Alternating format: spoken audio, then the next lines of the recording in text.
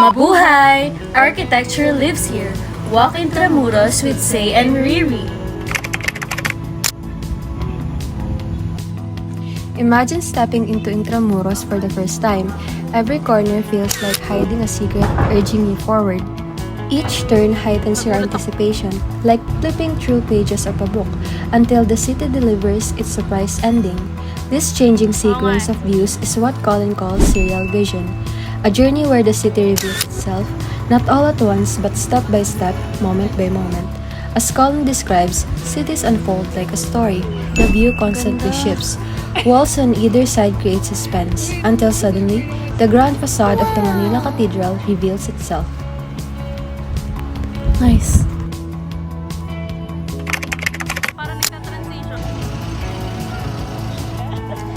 Each stone we step on carries the weight of centuries, of processions, of battles, of everyday footsteps layered one after another.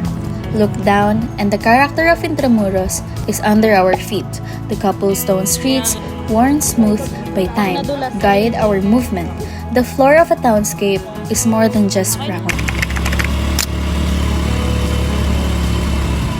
Rising around us are walls that have watched centuries unfold, witnesses of colonial rule, of invasions, of survival.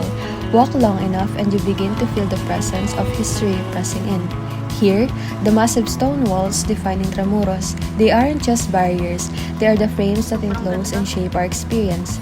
The walls gives a sense of boundary, of being inside history, protected from the chaos outside of the city.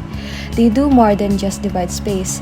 They hold silence, strength, and memory, making us aware that we are part of something larger, something older.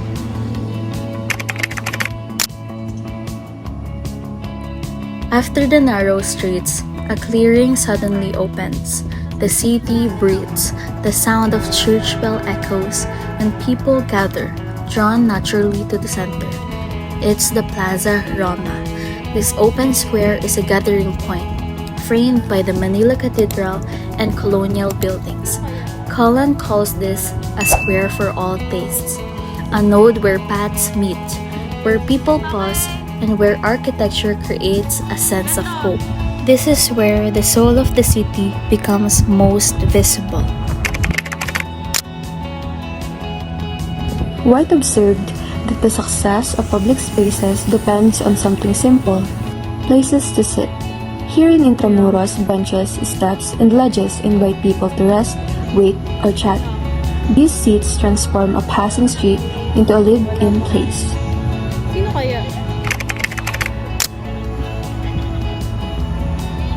In Intramuros, trees stretch across cobblestone streets, creating moving patterns of light. It enriches the mood of the place. Notice how people naturally gather under trees or shaded corners. Comfort is key.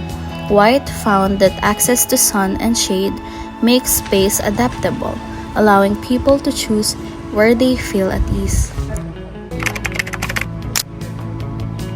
Intramuros also comes alive through triangulation. When something sparks interaction among strangers, a kalesa driver calling out, a vendor selling souvenirs, or a street performer, all of these create moments where people connect even briefly. These small sparks, human connection, make the city feel not just historic, but alive. No city lives on architecture alone. It lives on encounters. What makes us remember Intramuros isn't just its stones, but the people who animate it.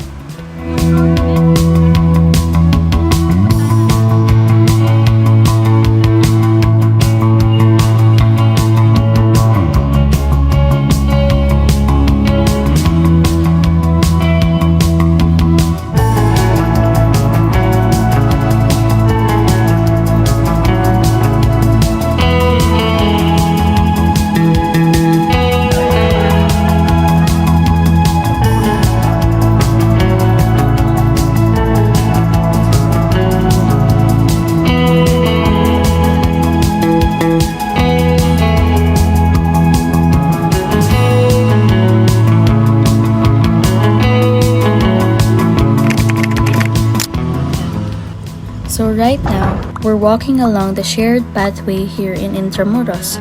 What's cool is that this single ground space is shared by people, bikers, and even small vehicles. In Gordon Cullen's Townscape, he talks about the idea of the floor, not just as something we step on, but as the stage where city life happens. And you can see that here. The pathway ties everyone together in one continuous flow. It shows how the design of the floor isn't just practical, it actually sets the mood and experience of the whole place. And then, as day surrenders to night, Intramuros transforms. The sun fades, the noise softens, and a golden glow begins to bloom along the streets.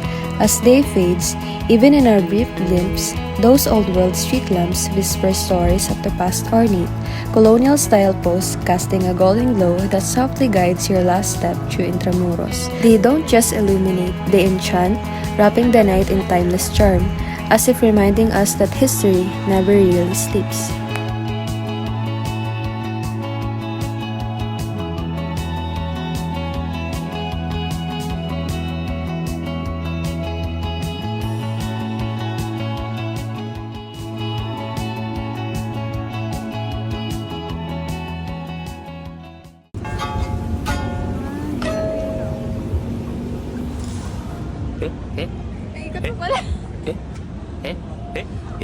Bloopers.